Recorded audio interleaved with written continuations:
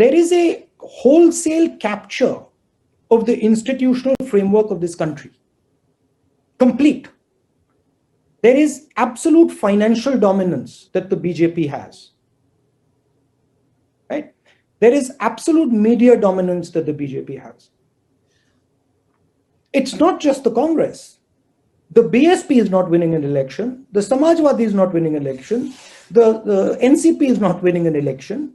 I am absolutely convinced that a strong India, a united India, and an India with a clear strategy has no problem dealing with China. What would you prioritize in terms of policy proposals when you become prime minister? I would move from just a growth-centric idea to a job-centric idea. I would say we need growth. Thank you, Rahul. And of course, you grew up in a country that was under construction, a country that had just become independent in 1947 after colonial rule. And both of our countries, the United States and India, are grand experiments in citizen rule, in democratic rule. One thing that we try to emphasize with our students is, especially when you live in a democracy, you're responsible for what happens. And whether that's the sense of injustice that needs to be corrected and overcome, or just the commitment to make your country better and more just, that's part of the responsibility all of us have. And my next question really has to do with the extraordinary year we've been living. The reason we're virtual and you're not in Cambridge with us right now is the pandemic. I know it's been a very tough time in India with the recent spike, with a lot of suffering and infections and death. We have shared that with you. We have 552,000 Americans dead because of the coronavirus. We've struggled in the United States to have a better public response. I think we're seeing that under President Biden, a much better response. We've had the racial protests. You've had the farmer protests.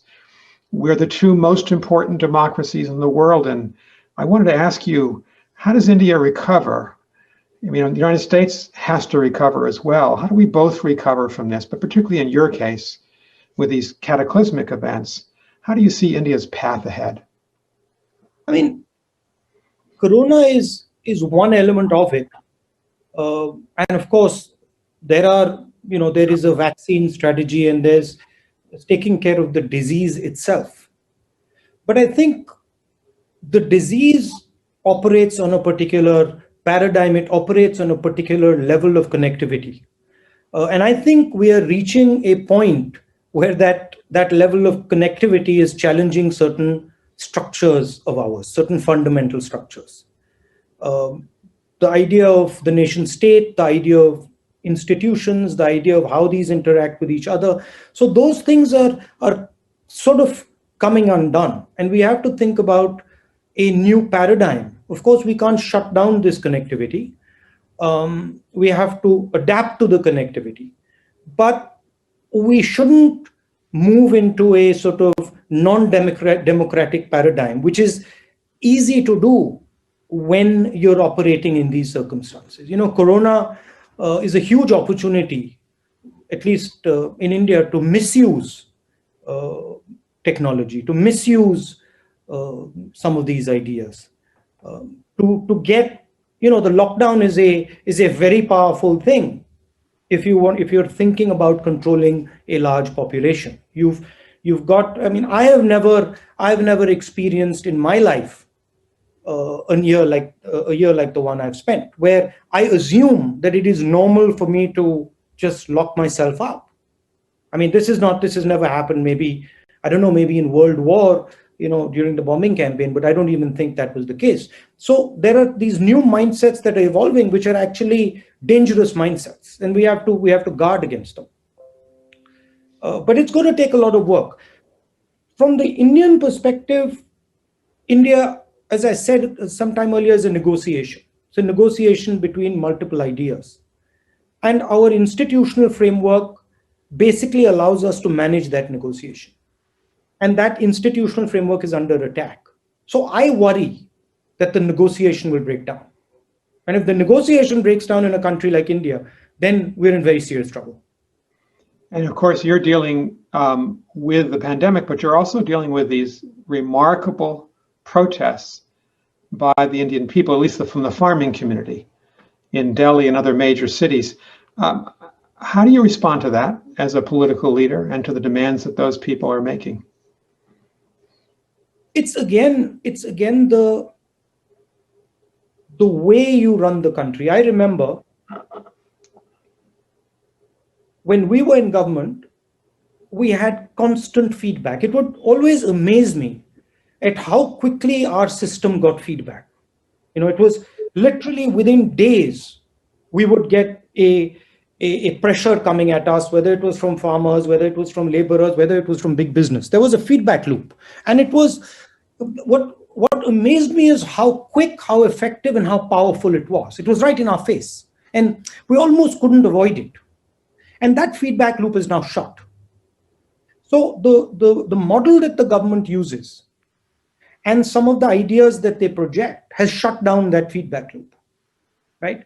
You see it in the, when Gauri Lankesh gets assassinated, the activist, you see it when people are beaten up, you see it when people are attacked. These are all, you're shutting down the feedback loop. And what has happened is that the government has shut the feedback loop, so the farmers have no other way except to come out onto the street. I mean, we sent messages to the leadership of the nation saying, do not do this. This is a very serious problem if you're going to do this. Our Chief Minister of Punjab wrote multiple letters saying that please have a discussion, engage with these people.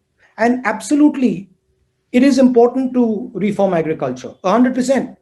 But you cannot attack the foundation of the agricultural system. And you certainly cannot do it without having a conversation with them, because they're going to react. It's the same idea of the lockdown. We do a lockdown immediately like that with no warning. You just shut the whole country down. One of the largest countries in the world, one of the most complex countries in the world, has the harshest lockdown imposed immediately. In fact, now it's come out that even the cabinet was not asked, even the other institutions were not asked. So it's a style of government. And it comes from a centralization of power and a belief that centralized power understands everything. It's if you look at when the lockdown happened, I started saying, look, please, and I said it again and again and again, I said, please do not respond to this centrally.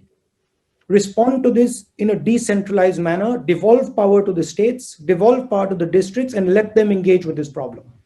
Because what Karnataka needs is completely different than what Tamil Nadu needs, is completely different than what UP needs. And if you impose a blanket requirement, you're going to impede their fight.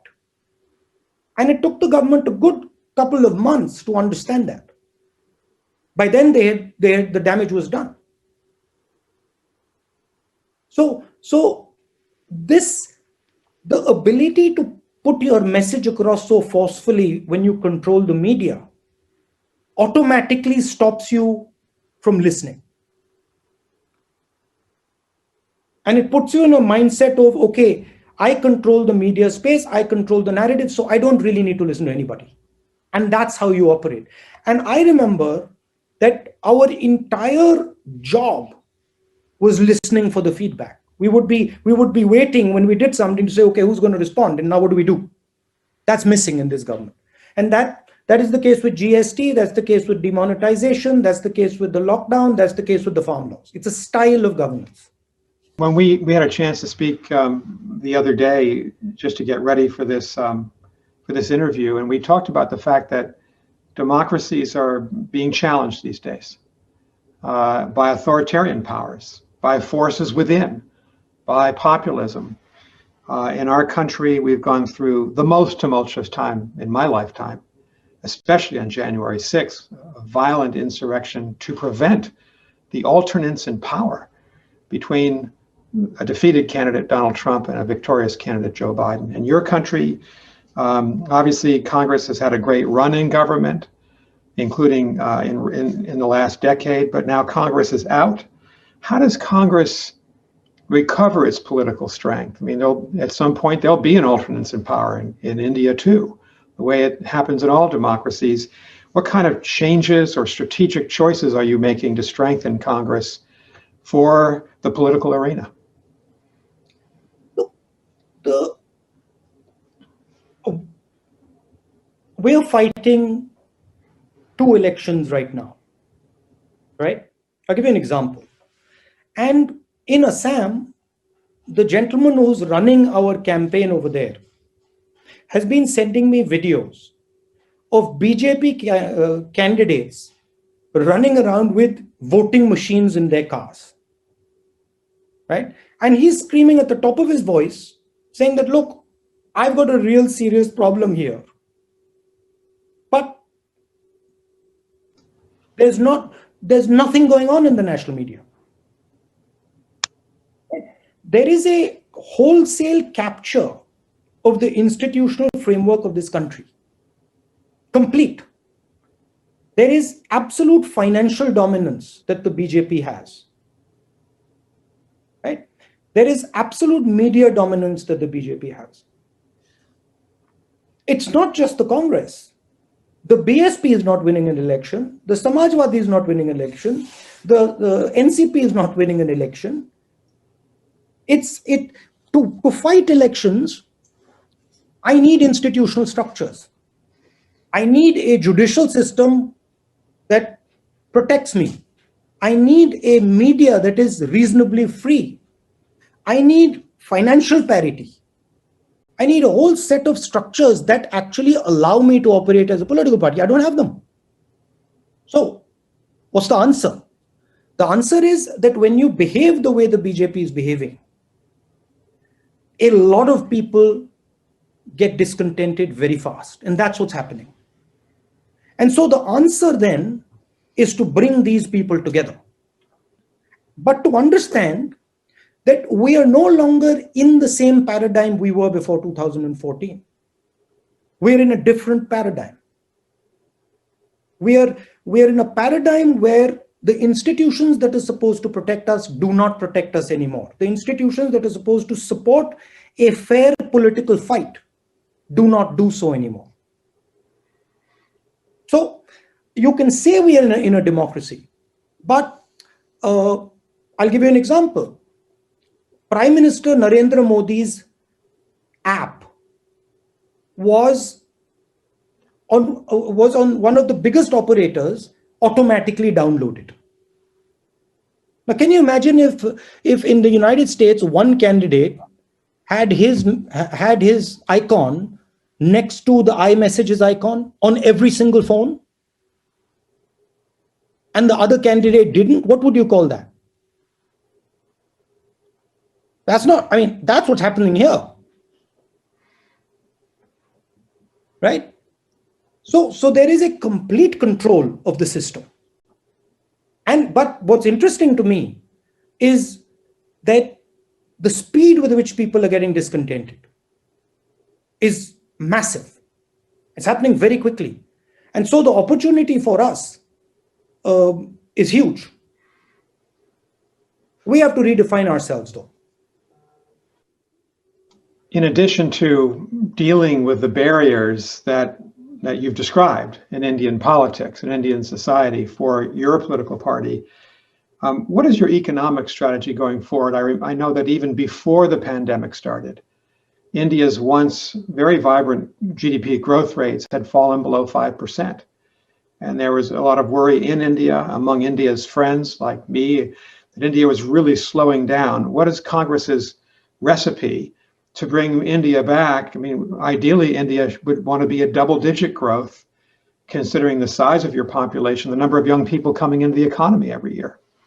The only way to start the economy now is to jumpstart consumption. So, huge amount of money into people's hands to fire the economy up. Otherwise, it's not going to start. So we had a concept called Nyay, some variation of the universal basic income. That would be one element of it. But what we need to do is we need to start the economic engine. And the only way we're going to start the economic engine is by firing consumption. We did it. We've done this before. So the last growth that we had in 2004 to 2000, when we were in power, our Manrega program, which injected money directly into the rural economy, fired our economy. Right? It was hugely criticized at the time. But after that, people came to me, economists came to me and said, wait a minute, we've looked at the numbers. And what's actually happened is that the guaranteed work scheme has fired the rural economy, which has then fired the urban economy. So today the problem is people don't have money in their hands. You have demonetized the economy, you've imposed a GST on the economy, and you've crippled the job creation engine, which is small and medium businesses. And then you're building these massive monopolies where basically 2 or 3 people control every single business. They can't provide India the jobs it needs. So the demonetization and the GST basically destroyed our informal sector, destroyed our small and medium businesses, which are the elements of our economy that give us jobs. So again, supporting those structures, supporting small and medium businesses, and bringing them back out of the mess they're in. That would be central component. And of course, with a liberalizing view, without an inward-looking, shutting doors down view, I don't believe that can work. Rahul, in our 2 countries, both democratic, both free market, there's always a tension between what's the role of government and what's the role of the private sector. In our country, we've been living really under the influence of President Reagan for the last 30 years. Smaller government, stronger private sector, tax cut, etc. What's really remarkable, I think, about what's happened to the American people in the last 12 months is there is very strong public support in the polls right now for what Joe Biden is doing, bring back government, bring back a much larger and durable safety net for those less fortunate, even the middle class, which is suffering greatly in the United States. And so you have these remarkable programs, a $1.9 trillion economic rescue package, a $2 trillion infrastructure program, more coming. We haven't seen this since Lyndon Baines Johnson and really since Franklin Delano Roosevelt. Is that essentially a difference between Congress and the BJP? Is your party more in favor of a strong government, or is that too simplistic an analysis? I think it is a bit simplistic. I think under the current situation, I think what President Biden is doing is spot on. And I think, frankly, if you were to ask me, that's the only way out. There is no other way out than to go down that path. And I think India should be thinking along similar terms. We've been telling the government that you need to start putting money into the system. They just refuse. So we're convinced that the Indian economy is not going to start without that. And I think what the United States has done, I think it's groundbreaking, and I think it's spot on. There is, of course, in my view, a definite space for the private sector. But there are a lot of spaces in India where the public sector has to operate. We, in a country like India, if we want to educate our people, it has to be done by the public sector. It can't be done by the private sector. They can have a small part of it, but they can't do it. And the same with healthcare. So I think government should focus on the fundamentals, on infrastructure, on the essentials, and the rest of the stuff let private businesses operate. Rahul, before we go to student questions in 5 or 6 minutes, I wanted to ask you a couple of questions about foreign policy, about India and the United States, and India and China, and maybe start with China. The Chinese have been extraordinarily aggressive towards India along your long border in the Himalayas. We saw that in 2017. We've seen it again multiple times in the last 12 months. Quite objectionable attempts by China, in my view, to intimidate India. How should India best respond to that, most effectively respond to a direct challenge like this from the Chinese government? Well, first of all, the Chinese are currently occupying Indian territory as we speak. Their troops are in our territory, right? There's not a peep about it in our media. I mean, can you imagine what would happen in the United States if the Soviet Union had occupied parts of the United States? I mean, you would hear nothing but that all day long, but there's not a peep here. And the reason that China feels they can do this is because they see a weakened India. They see an India that is internally divided. They see an India that is not acting strategically. They see an India that is acting tactically and is not able to see the larger picture. I am absolutely convinced that a strong India, a united India, and an India with a clear strategy has no problem dealing with China. I think the Chinese can sense that there is weakness in the Indian leadership, and that is why they have moved. And I was curious, what would you prioritize in terms of policy proposals when you become prime minister? I would move from just a growth-centric idea to a job-centric idea. I would say we need growth, but we're going to do everything to push production and job creation and value addition, right? Currently, if you look at our growth, the type of relationship there should be between our growth and job creation, between value addition, between production is not there. The Chinese lead value addition. Nick would disagree with me, but the Chinese lead value addition. I've never met a Chinese leader who says to me he's got a job creation problem. I've never met the guy.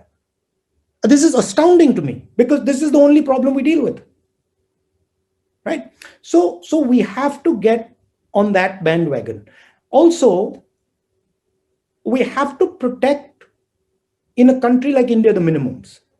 So you have to put floors under people. You cannot say to people in an urban environment that, listen, we're not going to give you hospitals. Your children can't have education. So a minimum floor, and then moving the country with one,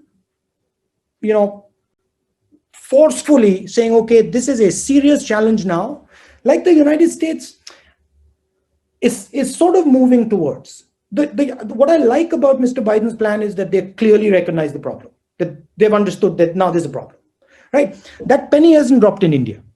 India is still fooling around and dilly-dallying and messing about and, killing people and doing all sorts of stuff that is not central to this thing. So I would say, go to our people and say, okay, now next 15, 20 years, serious value addition, serious job creation. I'm not interested in 9% economic growth if I don't see job numbers right next to it. If you give me 9% economic growth and say, oh, we don't have jobs, well, sorry, I don't like that. That doesn't work for me. So that would be the thrust of it. But putting it into a mission mode, right? Like what John F. Kennedy did. We got to go to the moon. And then the whole nation is, we got to go to the moon. So that's where we got to go. And I think that there'll be different variations of it in the United States and in India.